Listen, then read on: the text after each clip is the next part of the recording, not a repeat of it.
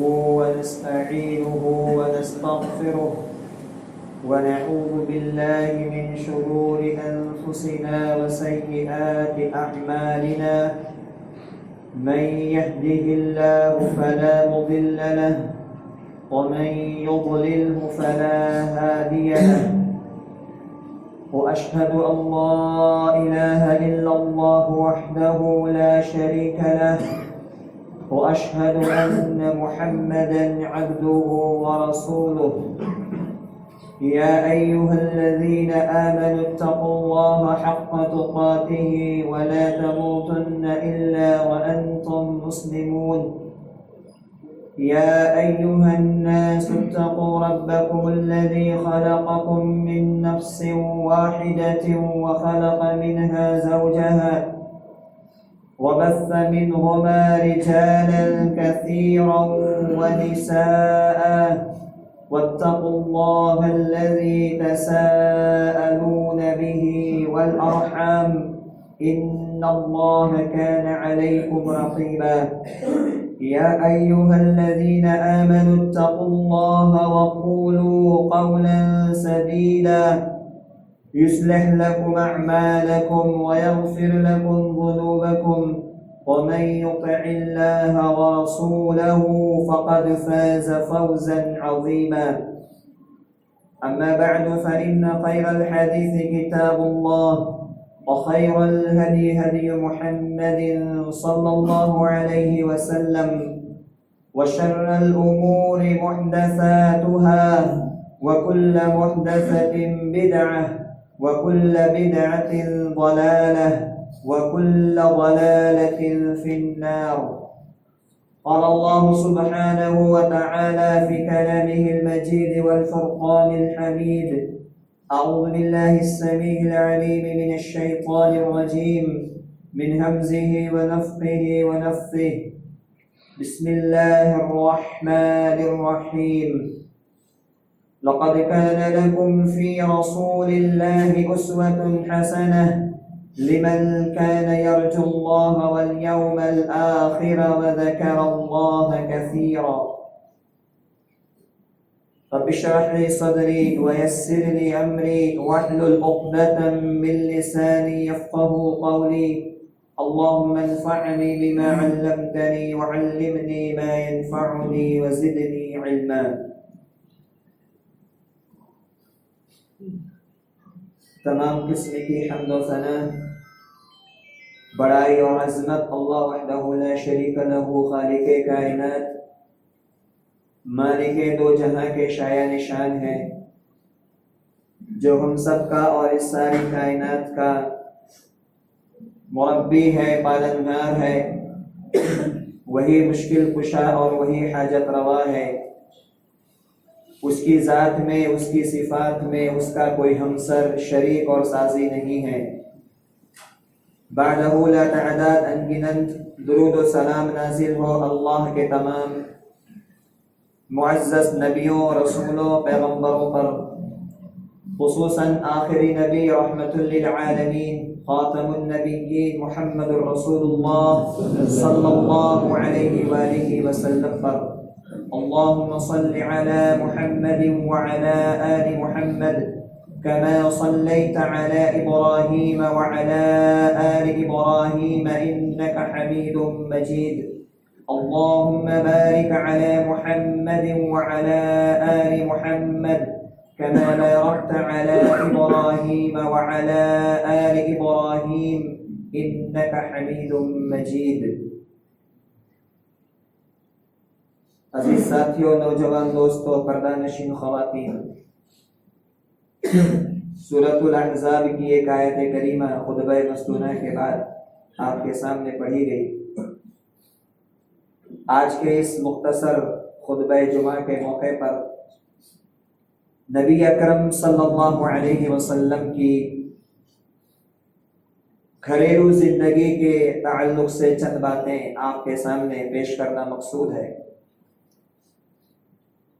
اللہ کے رسول صلی اللہ علیہ وسلم کی شخصیت اور آپ کی ذات ایک مومن کے لیے، ایک مسلمان کے لیے ہر زاویے سے، ہر ناحیے سے اسوے، آئیڈیل اور نمونے کی حیثیت رکھتی ہے۔ انسانی زندگی کا کوئی بھی گوشہ ہو، ہر گوشے میں، ہر ناحیے میں اور ہر معاملے میں نبی اکرم صلی اللہ علیہ وسلم کی شخصیت اور آپ کی ذات ہمارے لیے نمونہ ہے۔ صرف ایسا نہیں کہ ہم عبادات کے معاملے میں، عبادات کے طور طریقے میں اللہ کے رسول صلی اللہ علیہ وسلم کی زندگی کو دیکھیں اور اپنے عائلی زندگی میں، اپنے معاملات میں، اپنے کاروبار میں، اپنے اخلاق میں، اپنے اٹھنے میں، اپنے چلنے میں، اپنے کھانے اور پینے کے طور طریقے میں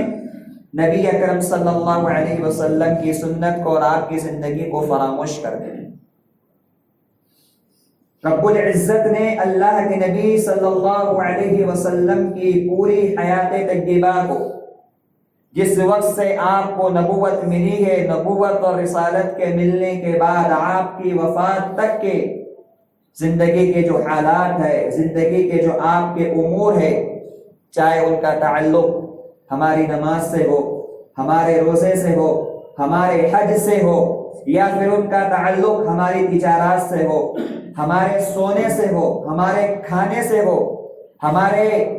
گھر کے معاملات سے ہو، بیوی بچوں کے سلوک کے ساتھ سے ہو، ہر معاملے میں نبی اکرم صلی اللہ علیہ وسلم کی اتباع آپ کو نمونہ اور اسوہ بنانے کی تعلیم دیتے ہوئے اللہ نے قرآن میں فرمایا کہ لَقَدْ كَانَ لَكُمْ فِي رَسُولِ اللَّهِ أُسْوَةٌ حَسَنَةٌ، البتہ تحقیق کے تمہارے لیے نبی اکرم صلی اللہ علیہ وسلم کی زندگی میں مکمل اسوہ ہے۔ اسوۃ حسنہ اللہ نے کہا، بہترین نمونہ ہے، بہترین اسوہ ہے۔ اگر تم اپنی زندگی کا ہر زاویہ، اپنی زندگی کا ہر معاملہ اللہ کے رسول صلی اللہ علیہ وسلم کے نمونے کے مطابق، اسوے کے مطابق اگر گزارنے کی کوشش کرو گے تو تمہاری زندگی کامیاب ہوگی، اخروی لحاظ سے بھی، دنیاوی لحاظ سے۔ لَقَدْ كَانَ لَكُمْ فِي رَسُولِ اللَّهِ أُسْوَةٌ حَسَنَةٌ لِمَنْ كَانَ يَرْجُو اللَّهَ وَالْيَوْمَ الْآخِرَ وَذَكَرَ اللَّهَ كَثِيرًا۔ یہ اسوہ وہ لوگ اپنائیں گے جو اللہ کو مانتے ہیں، جو اللہ سے ملاقات کی، قیامت کے دن کی امید رکھتے ہیں، کثرت سے اللہ کو یاد کرنے والے ہیں، تو وہ اپنے سارے امور میں، سارے معاملات میں نبی اکرم صلی اللہ علیہ وسلم کی تعلیمات کو، چاہے آپ کی تعلیمات قولی تعلیمات ہو یا آپ کی تعلیمات عملی تعلیمات ہو، جو آپ نے اپنی امت کو اپنے جو ہے فعل کے ذریعہ، عمل کے ذریعہ کر کے بتایا، اور کچھ باتیں ایسی ہیں جو اللہ کے رسول صلی اللہ علیہ وسلم نے اپنی زبان مبارک سے ارشاد فرمائی ہے، تو ان ساری باتوں میں اللہ کے نبی صلی اللہ علیہ وسلم کی ان سارے معاملات میں ایک مومن کے لیے اسوہ ہے۔ حضرات، نبی اکرم صلی اللہ علیہ وسلم کی گھریلو زندگی کے حالات اکثر و بیشتر امہات المؤمنین نے بیان کیے۔ کیوں کہ انسان کی گھریلو زندگی کے جو معاملات ہے، جو حالات ہے، اس پر زیادہ توجہ دینے والی اور اس پر زیادہ نگاہ رکھنے والی اگر کوئی ہو سکتا ہے تو وہ اس کی خاتون ہے، اس کی بیوی ہے۔ ایک بیوی انسان کی زندگی کے معمولات سے اور گھر کے اندر اس کے ہونے والے امور سے، معاملات سے، اس کی باتوں سے، اس کے گفتار سے، اس کے کردار سے، اس کے کھانے اور اس کے سونے کے طور طریقے سے مکمل طور پر واقف ہوتی ہے۔ اس لیے امہات المؤمنین کا یہ امت پر بڑا احسان ہے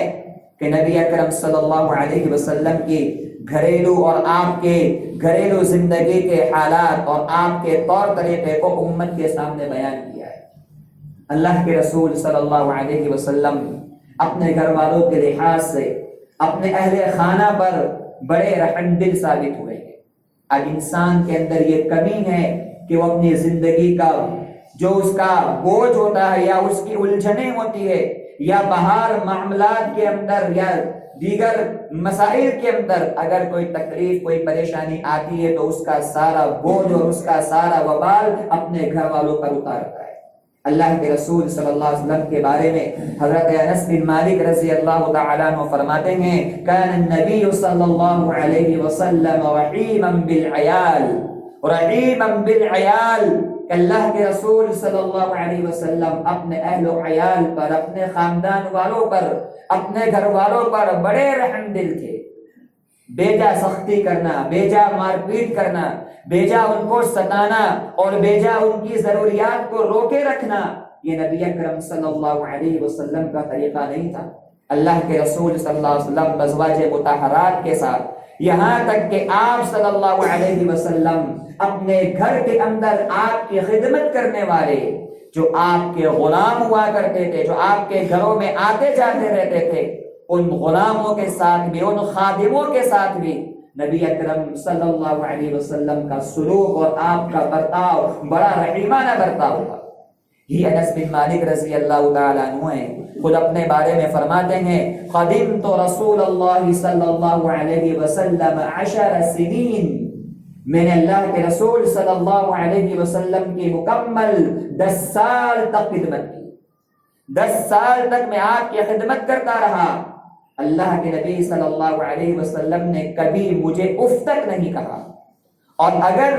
کوئی کام مجھ سے غلطی سے ہو بھی گیا تو آپ نے نہ مجھے اس پر ڈانٹا، نہ کوئی ملامت کی، اور اگر کوئی کام کبھی آپ نے مجھ سے کرنے کو کہا اور میں وہ کام نہیں کر پایا تو اللہ کے رسول صلی اللہ علیہ وسلم نے مجھ سے کبھی نہیں پوچھا کہ تم نے یہ کام کیوں نہیں کیا۔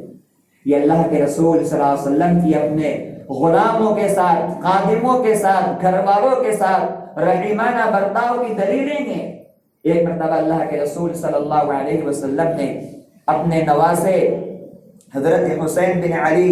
رضی اللہ تعالی عنہ کو چوم لیا، ان کو بوسہ لیا۔ حضرت اقرا بن حابس رضی اللہ تعالی عنہ وہاں پہ تشریف فرماتے، صحابی رسول فرماتے ہیں کہ اللہ رب العالمین نے مجھے 10 بیٹوں سے نوازا ہے، میرے پاس 10 بیٹے ہیں لیکن میں نے آج تک کسی کو بوسہ نہیں لیا، میں نے 10 بیٹوں میں سے آج تک کسی کو بوسہ نہیں لیا۔ تو یہ سن کر کے نبی اکرم صلی اللہ علیہ وسلم نے ارشاد فرمایا من لا یرحم لا یرحم،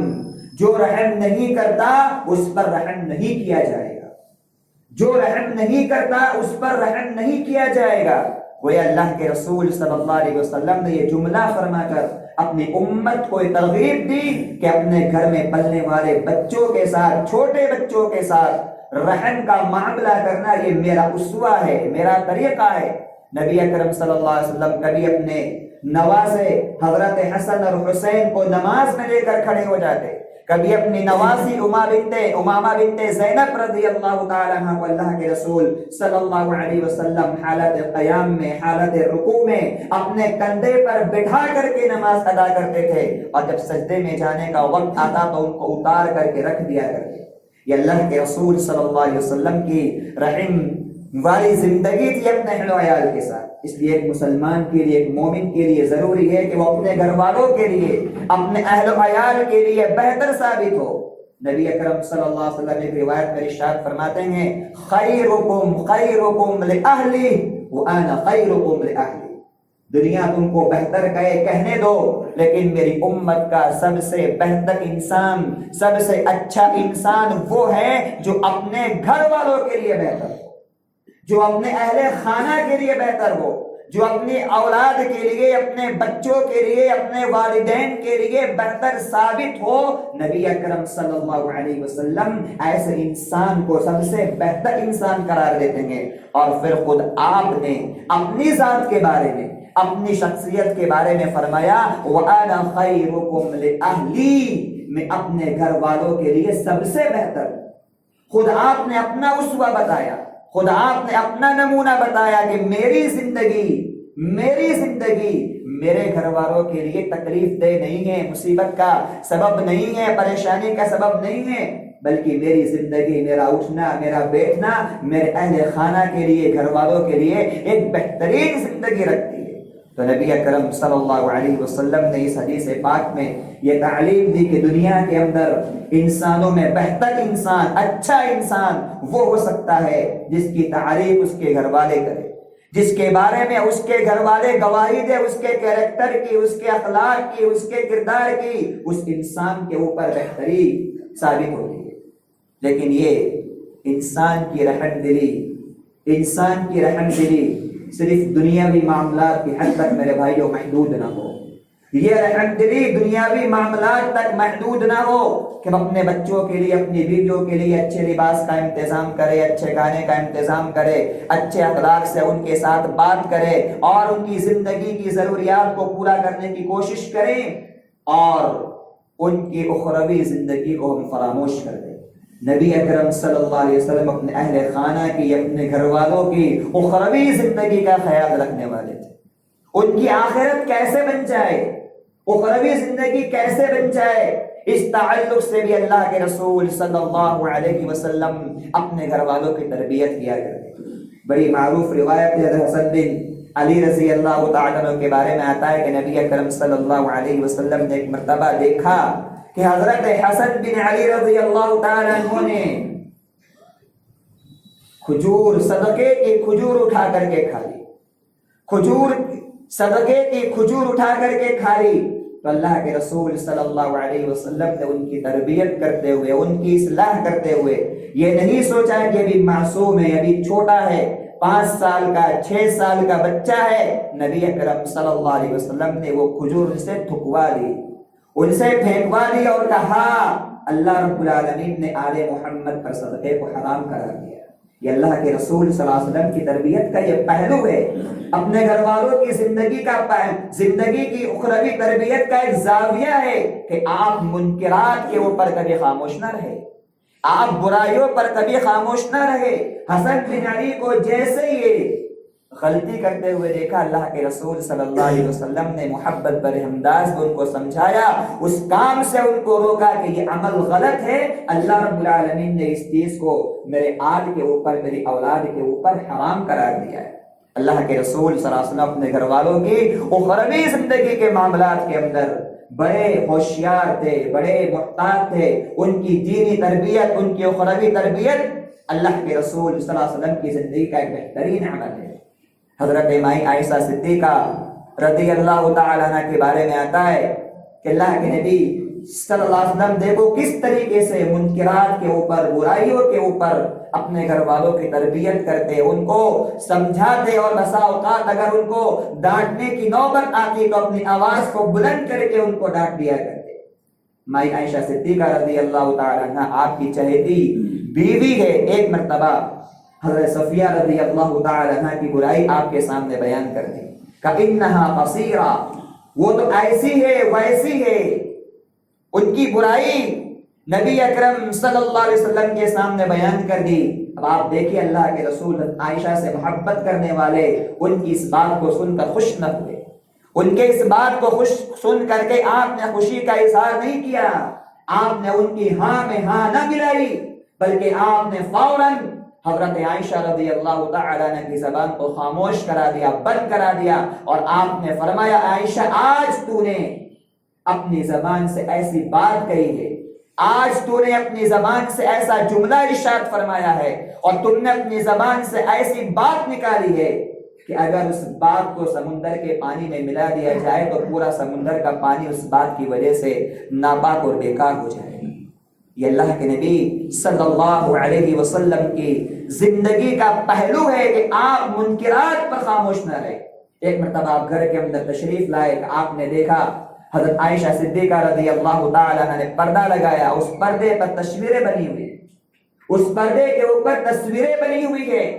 اللہ کے رسول صلی اللہ علیہ وسلم نے فوری طور پر اس پردے کو ہٹا دیا اور آپ نے ارشاد فرمایا ہذہ التماثیل، یہ تماثیل، یہ تصویریں جس گھر میں ہوتی ہے اللہ کے فرشتے نہیں آتے، اور یہ اللہ رب العالمین کی مشابہت ہے، تخلیق کرنا ہے، اللہ تخلیق کرنا یہ اللہ کا شیوا ہے، یہ اللہ کی شان ہے، کسی انسان کی شان نہیں کہ وہ جو ہے کسی چیز کی تخلیق کر سکے، کسی کو پیدا کر سکے۔ پیدا کرنا یہ اللہ رب العالمین کا خاصہ، اس کی قدرت ہے۔ آپ نے اس گھر کے اپنے اس گھر کے اندر پائی جانے والی اس برائی کو فوری طور پر روک دیا۔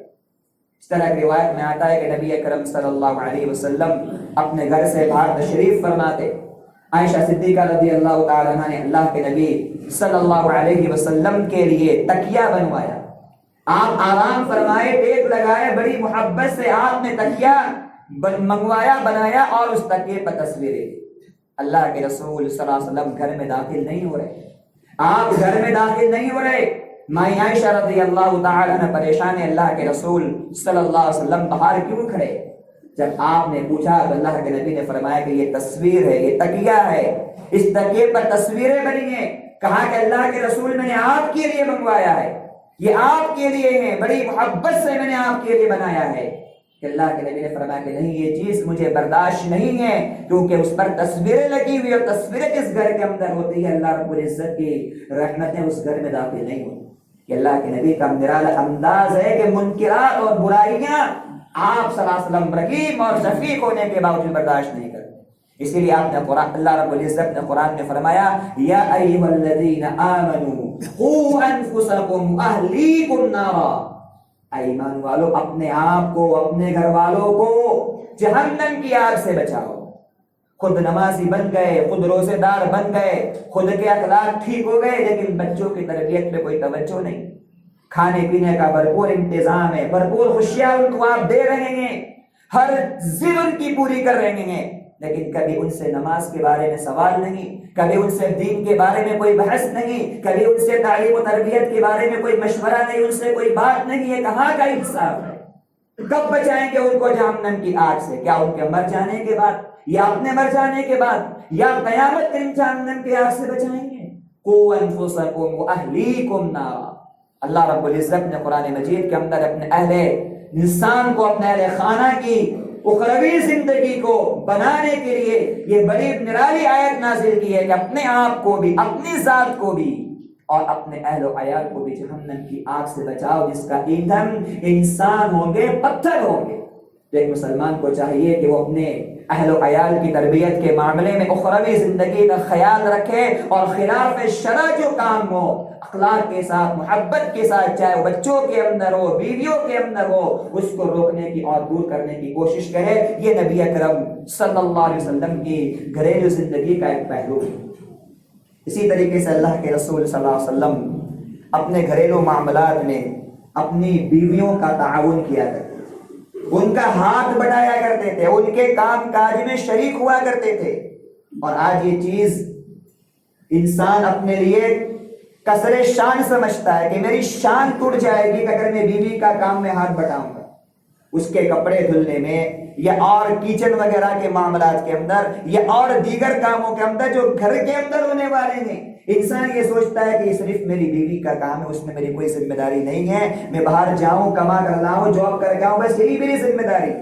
نبی اکرم صلی اللہ علیہ وسلم اپنے باہر کی زندگی مصروف رہنے والے, اور آپ کی زندگی مصروفیت سے بھری پڑی تھی. لوگوں کے فیصلے کرنے ہیں, لوگوں کو تعلیم و تربیت دینی ہے, لوگوں کو نمازیں پڑھانی ہے, جنازوں میں شرکت کرنی ہے, مریضوں کی عیادت کرنی ہے, صحابہ کرام کی تربیت کرنی ہے. اتنی مصروفی زندگی ہونے کے باوجود جب مائی عائشہ رضی اللہ تعالی عنہ سے آ کر کے سوال کیا گیا کیف کان رسول اللہ صلی اللہ علیہ وسلم فی بیتی,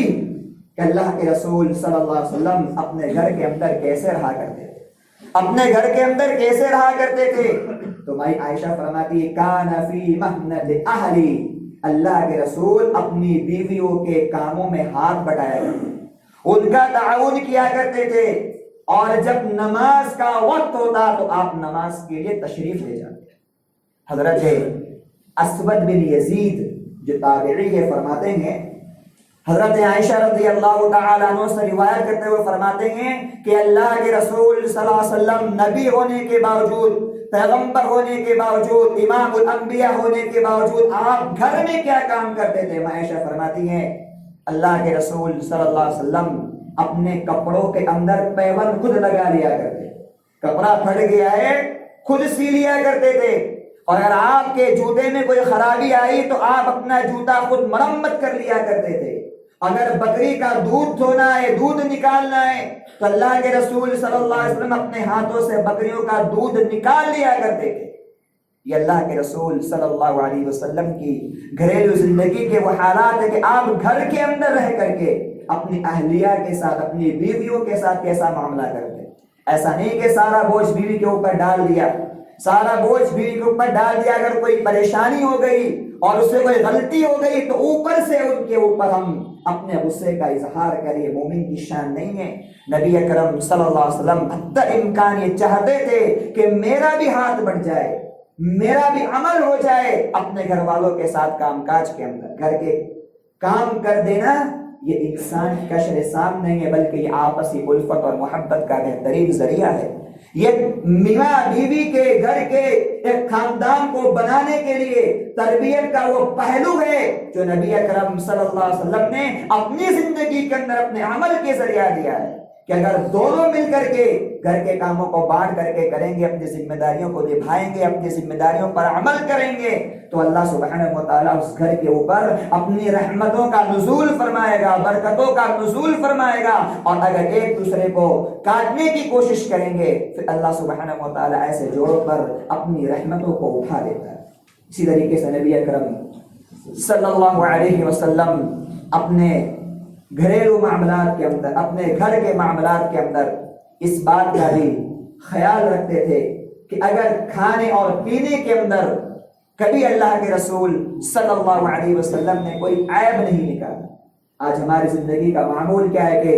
ہمارے گھر والے ہمارے لیے کھانا بنائے،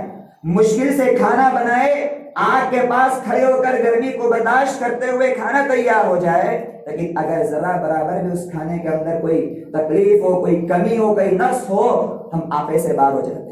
نبی اکرم صلی اللہ علیہ وسلم کی زندگی کا اور آپ کا اسوہ نہیں ہے. اللہ کے رسول کے بارے میں آتا ہے ما عاب رسول اللہ صلی اللہ علیہ وسلم طعاما قط. اللہ کے رسول صلی اللہ علیہ وسلم نے کبھی بھی کسی کھانے کے اندر عیب نہیں نکالا، عیب نہیں نکالا. اگر آپ کو پسند ہے وہ کھانا تو آپ نے کھا لیا، وَإِلَّا تَرَكَهُ، اور پسند نہیں ہے تو یہ نہیں کہا کہ یہ کھانا خراب ہے، آپ نے اس کو چھوڑ دیا، کہا تم کھا لو مجھے پسند نہیں. بس اوقات انسان یہ سوچتا ہے کہ گھر کے اندر میری ہی مرضی کی چیز پر، میری ہی مرضی کی چیز آئے، اپنے بچوں کی، اپنی بیویوں کی مرضیات کو انسان بھول جاتا ہے کھانے اور پینے کے اندر. یہ اللہ کے نبی کا اسوہ نہیں ہے. اللہ کے رسول صلی اللہ علیہ وسلم کا یہ اسوہ اور آپ کا یہ نمونہ ہے کہ جو چیز آپ کو پسند نہیں، آپ اسے تناول نہیں فرماتے، لیکن اس کے بارے میں کبھی یہ نہیں کہتے کہ یہ چیز غلط ہے، یہ چیز اچھی نہیں ہے، یا یہ چیز تم مت کھاؤ، بلکہ آپ اپنے گھر والوں کو کھانے کا حکم دیتے اور خود نہیں کھاتے. اسی طرح اللہ کے نبی صلی اللہ علیہ وسلم کا یہ اسوہ بھی ہے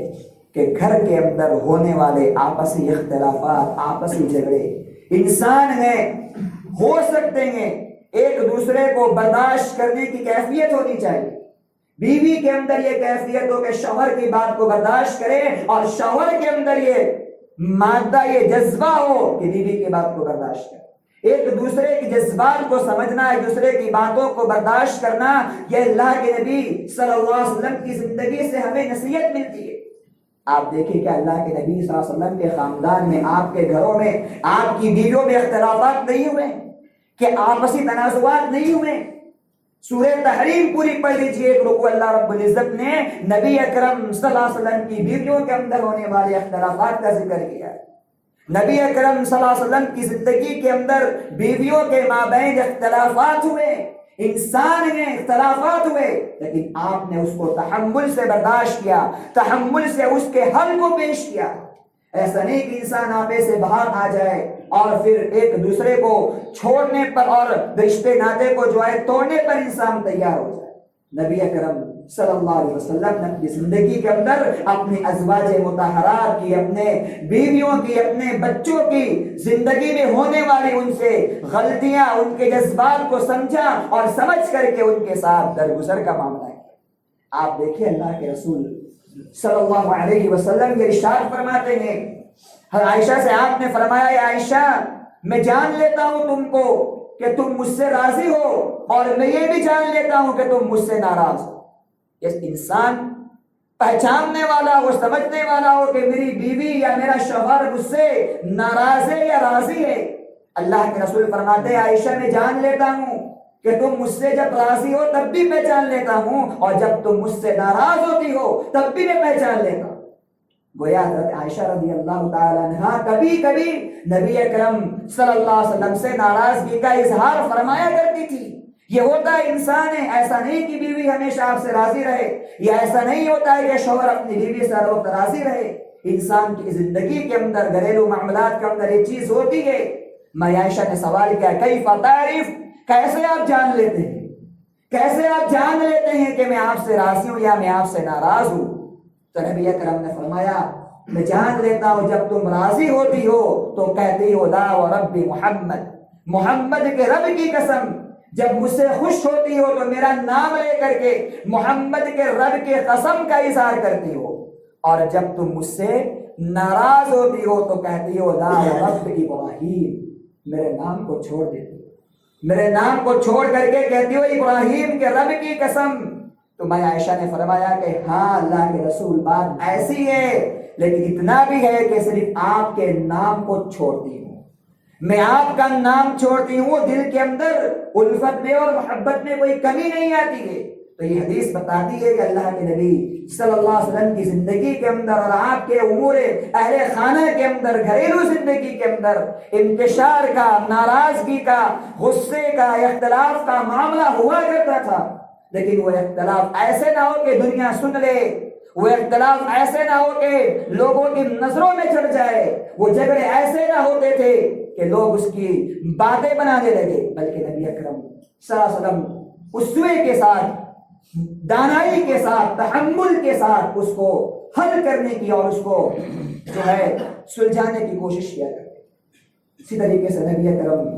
صلی اللہ علیہ وسلم کی زندگی کے اور بہت سارے پہلو اور امور ہے جس میں اللہ کے رسول صلی اللہ علیہ وسلم نے ہمارے لیے اور آپ کے لیے درس دیا ہے، عبرت دی ہے، سبق دیا ہے. خلاصہ کلام یہ کہ ہر مسلمان کو اور مومن کی ذمہ داری ہے کہ ہماری جو معاشرتی زندگی ہے، ایک انسان کی زندگی ہوتی ہے گھر کے باہر کی زندگی، اور ایک انسان کی زندگی ہوتی ہے گھر کے اندر کی زندگی. گھر کے باہر کی زندگی اگر بیکار ہو اور گھر کے اندر انسان کی زندگی اچھی ہو تب بھی انسان اچھا نہیں ہے، اور اگر جو ہے باہر اچھا ہو اور گھر والوں کے لیے برا ہو تب بھی وہ انسان اچھا نہیں. ایک انسان اپنے آپ کو توازن کے ساتھ رکھے، درمیانی چال چلے، مڈل کی چال چلے، سماج والوں کے لیے، معاشرے والوں کے لیے، اہل محلہ کے لیے، سماج کے لیے وہ ایک بہترین کارگر ثابت ہو، انسان ثابت ہو، ایک بہترین انسان اپنے معاشرے کے لیے بھی ہو. سماج کا خیر خواہ، معاشرے کا خیر خواہ، لوگوں کے جو ہے غریبوں کا خیر کا محبت کرنے والا، سماج اور معاشرے کے اندر الفت قائم رکھنے والا، اور پھر اپنے گھر والوں کے ساتھ بھی، اپنے بچوں کے ساتھ، اگر گھر کے اندر والدین ہیں، ماں باپ ہے تو ماں باپ کے ساتھ، اپنی بیوی کے ساتھ بھی ایک بہترین معاملہ کرنے والا مرد ثابت ہو. یہی مومن کی شان ہے، یہی مومن کی شان ہے. نبی اکرم صلی اللہ علیہ وسلم نے ایک مومن کی صفت بیان کرتے ہوئے ارشاد فرمایا ہے کہ مومن وہ ہے جس کی زبان سے، جس کے ہاتھ سے مسلمان محفوظ رہتے ہو. اگر ہماری زبان سے، ہماری ہاتھ سے، ہماری بیوی، ہمارے بچے محفوظ نہیں ہیں تو یاد رکھنا ہم اچھے مسلمان نہیں ہیں، ہم اچھے مسلمان نہیں ہیں. بار بار ہم بچوں کو مار دیں گے، بار بار بیویوں کو گالیاں دے دیں گے، اور بار بار بچوں کے ساتھ برا سلوک کر دیں گے، اور بات بات پر بچوں کو بھی گالیاں دے دیں گے، تو یہ ہماری نسل کے لیے بہت بڑا خطرہ ہے، یہ ہماری اولاد کے لیے بہت بڑا خطرہ ہے. کل جا کر کے ہو نہ ہو یہ بڑے ہو کر کے ہمارے لیے وبال کا، ہمارے لیے جو ہے مصیبت کا سبب بن جائے، اور کل اٹھ کر کے یہ ہمارے سامنے اٹھ کر کے ہمیں گالیاں دینے لگے. انسان کی زندگی کے اندر سدھار ہونا چاہیے، بہتری ہونی چاہیے، اصلاح ہونی چاہیے، گھر کے معاملے کے اندر بھی اور سماج کے معاملے کے اندر بھی. رب العالمین سے دعا ہے کہ اللہ کہنے سننے سے زیادہ عمل صالح کی توفیق عطا فرمائے. اللہ ہم سب کو اپنے گھریلو معاملات کے اندر اس اخلاق سے پیش آنے کی توفیق عطا فرمائے. جو بیمار ہے اللہ ان سب کو شفا کاملہ عطا فرما، جو مر چکے اللہ ان سب کی مغفرت فرما. جب گھر میں زندہ رکھ اللہ، اسلام اور ایمان پہ زندہ رکھ. یا اللہ ہماری موت دے، ہم کو ایمان پر موت دے. آمین. بارك الله لنا ولكم في القرآن العظيم، ونفعنا وإياكم بالآيات والذكر الحكيم، واستغفروه إنه هو الغفور الرحيم.